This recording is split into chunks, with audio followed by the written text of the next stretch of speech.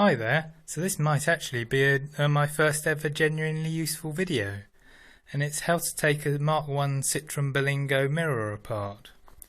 In my case it's because the hinge is broken on this one, which seems to happen. I mean, I've had my car for about 15 years, and on the other side, the driver's side on a right hand drive, I think I've got through two of these, because basically if you fold them up a lot, eventually the hinge fractures like that, and then it all goes loose and useless.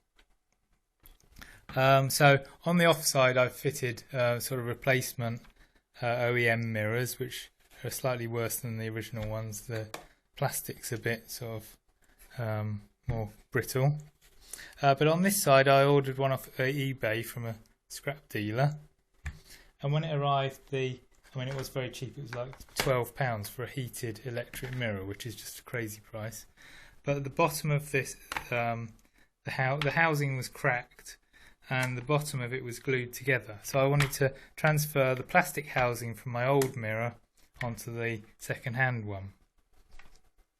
And it really wasn't obvious how it came apart. So there's a clip there on the inside of the hinge, which was already broken on this one. And I thought maybe if I prised the back off, it would just come off. But what that happened was that it's actually screwed together with these 4 screws, and the pillars that the screws go into broke off on the back of the mirror, which didn't really matter because this is pretty awful anyway, in the wrong colour.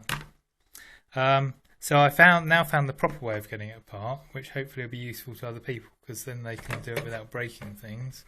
So your mirror glass, as with most sort of electric mirrors, sort of clips on this circular arrangement. So there's clips at the sort of 4 corners, here, here, here and here, 2 clips each, and they clip onto the circular bit that is motorised and moves the mirror around.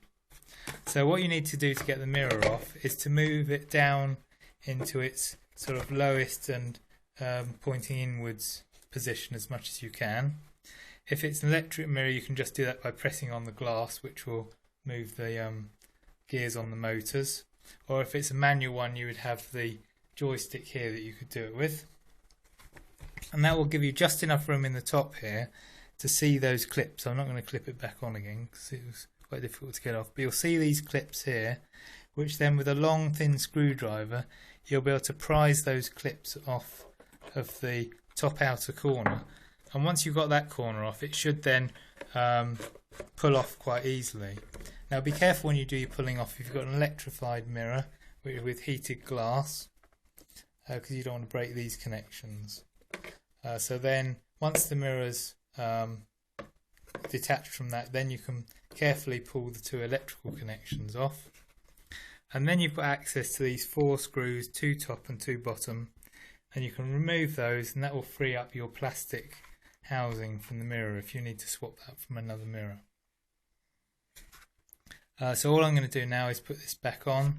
I haven't tested the motors on the new second-hand mirror, so I'm going to do that first.